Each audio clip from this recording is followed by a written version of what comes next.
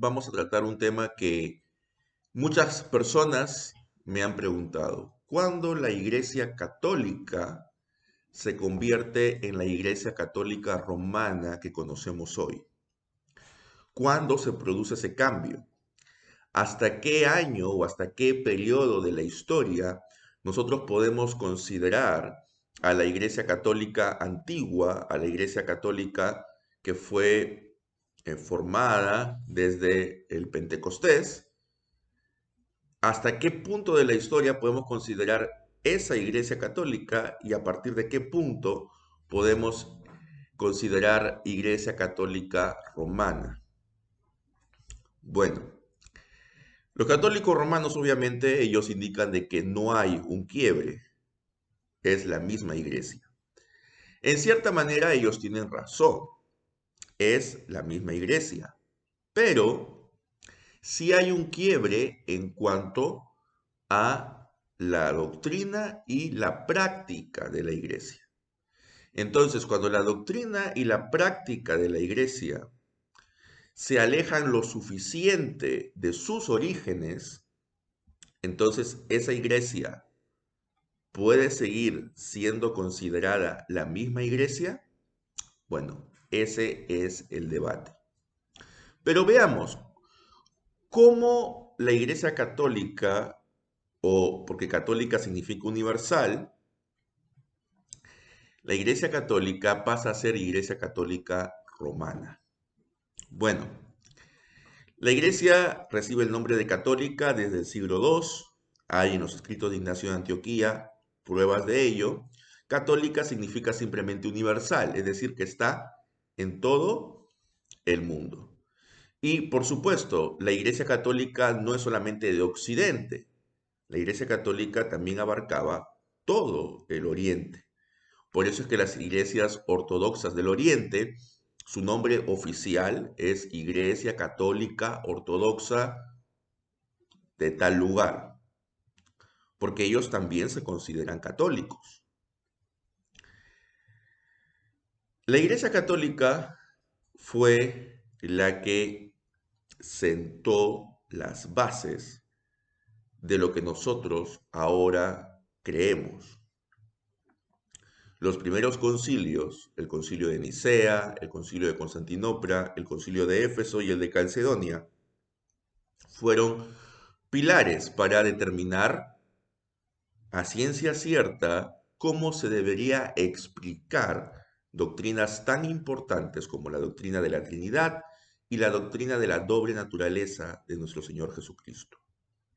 No es que ellos inventaron esas doctrinas, no es que a ellos se les ocurrió hablar de esto, simplemente ellos determinaron, delimitaron estas doctrinas porque habían personas que estaban malinterpretándolas. Y estas doctrinas, por supuesto, tienen su base en las Sagradas Escrituras. ¿Qué es lo que ocurre?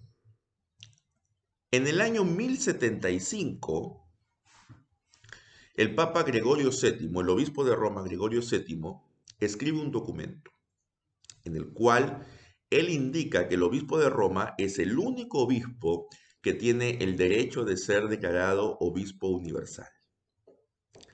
Al mismo tiempo, indica que como obispo universal tiene derecho a nombrar y a deponer obispos en cualquier territorio, que tiene derecho a declarar nulo el juramento de lealtad que le ha hecho un vasallo a su señor, que tiene la autoridad como obispo de Roma de investir al emperador o a cualquier rey. Es decir, que él está por encima de cualquier autoridad civil.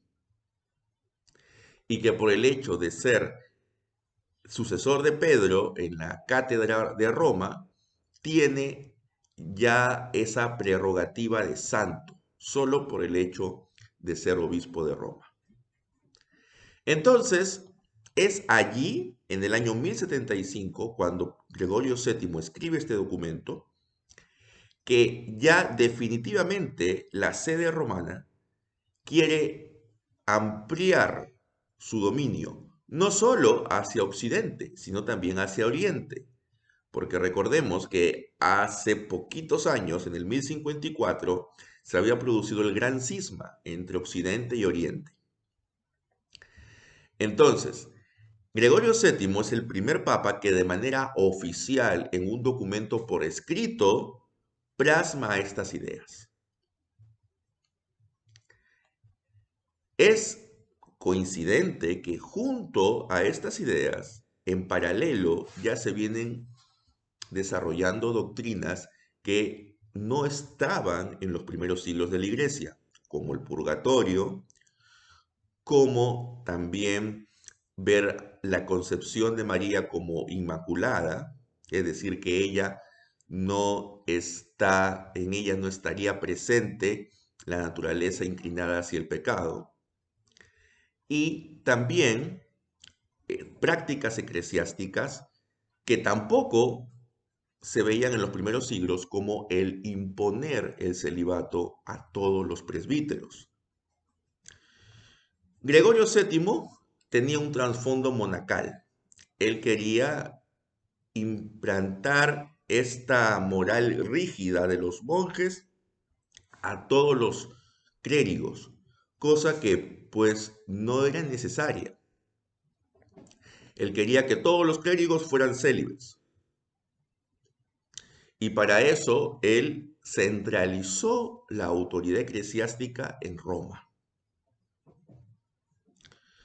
Es a partir de Gregorio VII que la Iglesia Católica, al menos del lado occidental, porque al haber el gran cisma, al lado oriental, estos escritos no le importaron mayormente, pero al lado occidental, al lado que hablaba latín, es a partir de este momento que consideran al obispo de Roma como el obispo universal. Hasta esa época, si bien es cierto, el obispo de Roma tenía primacía sobre otras jurisdicciones, era una primacía más de honor.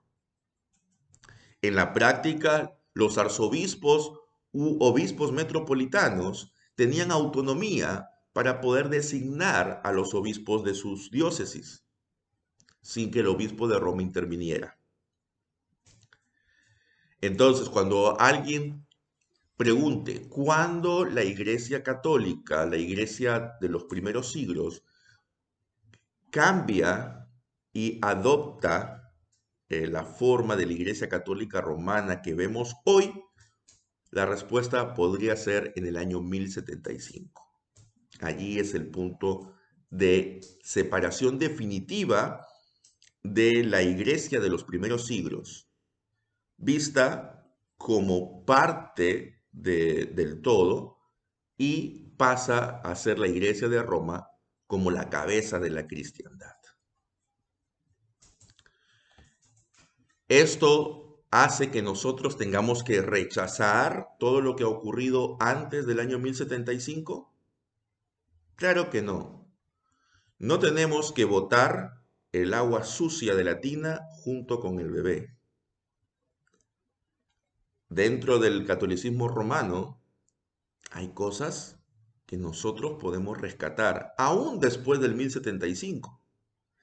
Y antes del 1075, muchas de las cosas que ellos hicieron junto con las iglesias de Oriente nos sirven a nosotros para guiar nuestro entendimiento y no caer en nuevas herejías o resucitar antiguas herejías. Por supuesto, no estoy diciendo con esto de que eran perfectos aquellos que hicieron los concilios. Por eso es que toda declaración doctrinal tiene que sustentarse en las Sagradas Escrituras. Pero creemos de que estas declaraciones doctrinales de los primeros concilios tienen suficiente sustento y base en las Escrituras para ser consideradas correctas. A partir del 1075, Gregorio dice que la Iglesia de Roma nunca se ha equivocado y nunca se podrá equivocar. Por supuesto, esto es un error, porque toda iglesia es falible en algún punto. Entonces, hermanos, rescatemos lo mejor del catolicismo no romano sino del catolicismo visto como la Iglesia universal, y alejémonos de cualquier sectarismo romanista, que sea el Espíritu Santo que guió a los antiguos padres el que también nos guía a nosotros en la búsqueda de la verdad y que nos ilumine al leer las Sagradas Escrituras.